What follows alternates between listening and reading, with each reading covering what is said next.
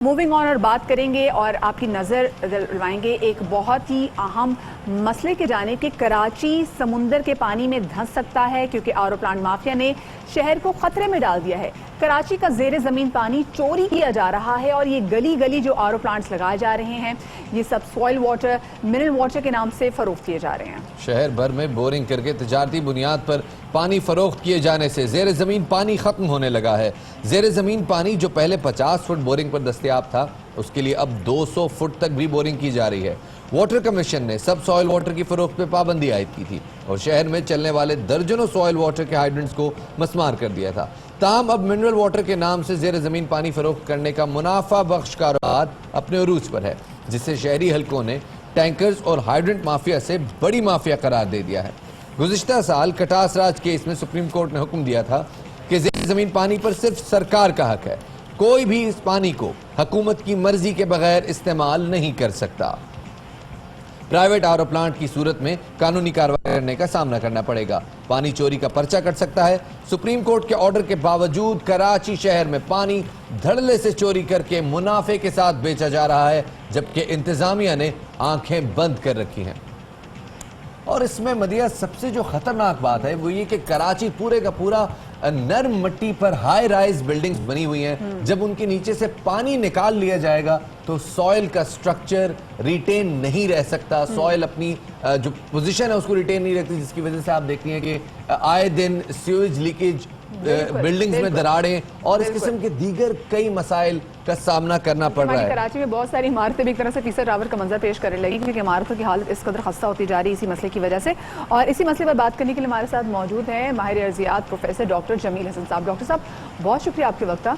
ये बताइए डॉक्टर साहब, ये बहुत ही सीरियस मसला है कि कराची में जेर ज़मीन पानी की सतह बहुत ज़्यादा कम हो रही है। पानी की कमी से आप क्या समझते हैं कि ज़मीन पर क्या असरात मुरतब होंगे? कराची 3 रिवर सिस्टम्स जिसमें मौजूद हैं कराची में अल्हम्दुलिल्लाह। एक हब रिवर सिस्टम है, दूसरा मली रिवर सिस्टम है, लियारी रिवर सिस्टम है। और ट्रेडिशनली भी आप कराची में देखें तो ज़ेर ज़मीन पानी ही इस्तेमाल होता था ज़राअत के लिए।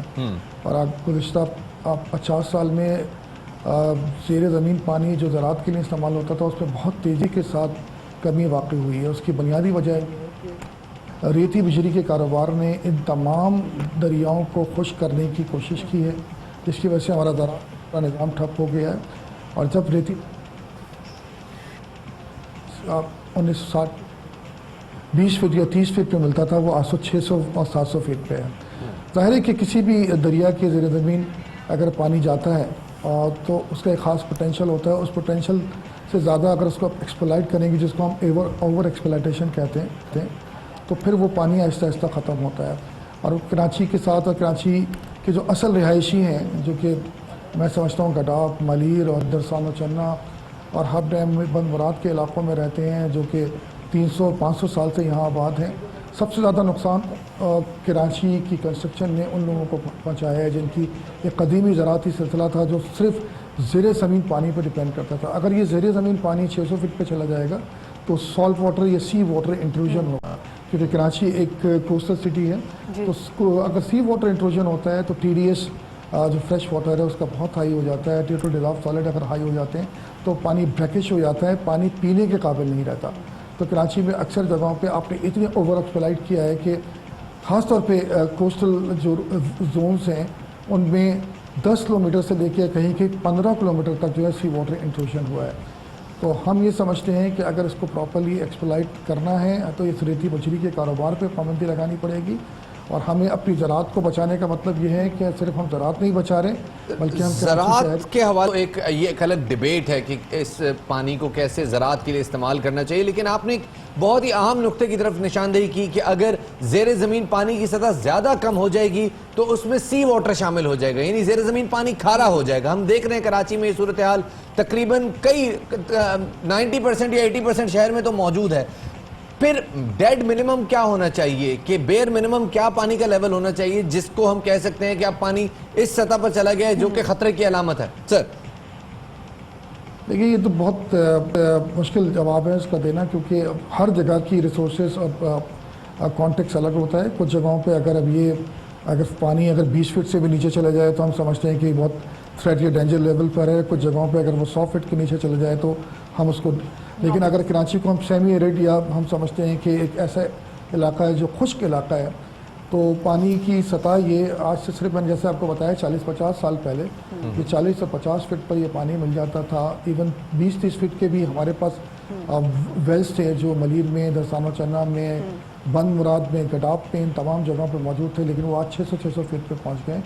पानी की सतह कराची में बहुत डेंजरस लेवल से बहुत नीचे गिर चुकी है, लेकिन वो रिचार्ज सिर्फ इस तरह से हो सकती है कि अगर हम प्रॉपरली एक तो चेक डैम्स बनाएं, दूसरे रेती बजरी पर पाबंदी लगाएं, तीसरे के दरख्त मकामी तौर पर जो मकामी दरख्त हैं उनको लगाया जाए। तो प्लांटेशन बहुत जरूरी है। बहुत शुक्रिया जी, डॉक्टर जमील साहब हमारे साथ मौजूद थे और इसी मसले के हवाले से मजीद बात करेंगे। हमारे साथ मौजूद हैं additional director general SPCA Zafar Ehsan साहब। जफर साहब बहुत शुक्रिया आपके वक्त का।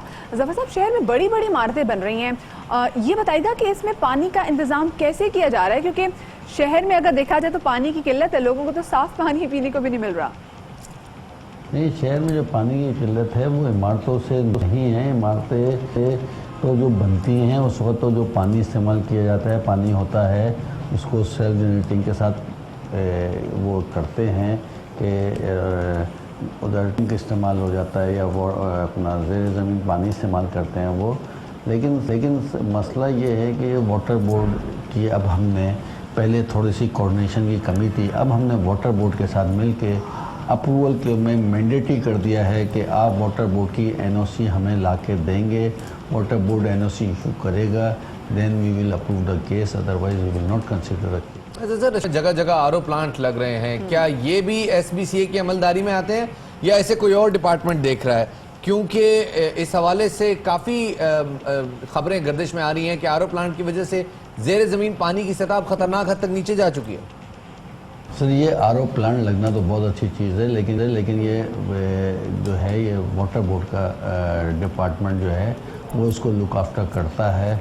वाटर बोर्ड वाले इसको अप्रूवल देते हैं, उसकी सारी चीज़ें वो मेंटेन करते हैं, क्योंकि ये वाटर से मुतालिक है।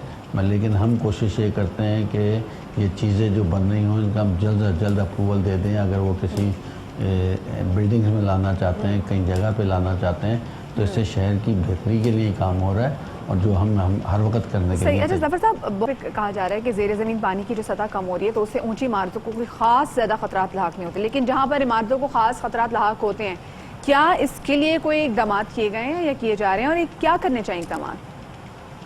ये तो वाटर बोर्ड आपको सही तरीके से बताएगा कि ये ज़ेर ज़मीन पानी का नो डाउट कुछ इसमें इन्वायरमेंटल प्रॉब्लम्स भी हैं कि हमारे यहाँ बारिश उस तरीके से नहीं हो रही, जिसकी वजह से वाटर लेवल डाउन हो गया है। और लेकिन फिर भी जो बिल्डिंग और वो बनते हैं वो अपने रिसोर्सेज इस्तेमाल करते हैं पानी के लिए और वो बेहतर तरीके से मैनेज हो रहा है। शॉर्टेज जो है वो डेफिनेटली एक प्रॉब्लम है कि हमारी आबादी इतनी ज़्यादा बढ़ गई है कि उसको मैनेज करना, उसको अपग्रेड करना, वाटर बोर्ड भी अपनी कोशिशें कर रहा है। K4 का मनसूबा आ रहा है और हम बिल्डिंग्स में भी अब हमने ये कर दिया कि विदाउट अब वाटर बोर्ड NOC। बहुत बहुत शुक्रिया। जनरल SPCA जफर एहसन साहब हमारे साथ मौजूद थे। और मदिया, अब से कुछ देर पहले जब जियोलॉजिस्ट हमारे साथ मौजूद थे डॉक्टर जमील हसन साहब, उन्होंने एक बड़े अहम नुक्ते की तरफ निशानदेही की और उन्होंने ये बताया कि कन्वेंशनली, यानी जैसे कदीम ज़माने से होता आ रहा है कि कराची में ज़ेरे ज़मीन पानी ही इस्तेमाल किया जाता था, लेकिन वो वाटर रिचार्ज हो जाता था, यानी कि वो ओपन वेल्स होते थे, जब उसमें बारिश का पानी आता था तो जो पानी उसमें से इस्तेमाल किया जाता था वो वापस फिल हो जाता था। लेकिन अब चूंकि ट्यूबवेल्स और इन पंपिंग के जरिए प्रॉब्लम ये है कि एक तो हर तरफ सड़कें बन चुकी हैं, पार्क्स नहीं है ताकि वो ज़ेरे ज़मीन पानी वापस नीचे जा सके और पानी रिचार्ज हो सके। सो इस वाटर रिचार्जिंग के मसले को बहुत संजीदगी से देखने की ज़रूरत है और साथ ही साथ एक लायामल मुरतब करने की ज़रूरत है कि पानी, ज़ेरे ज़मीन पानी किस तरह से ठीक तरह से इस्तेमाल किया जाए और इसको बिल्डिंग्स को होने वाले ख़तरात को से निपटा जा सके।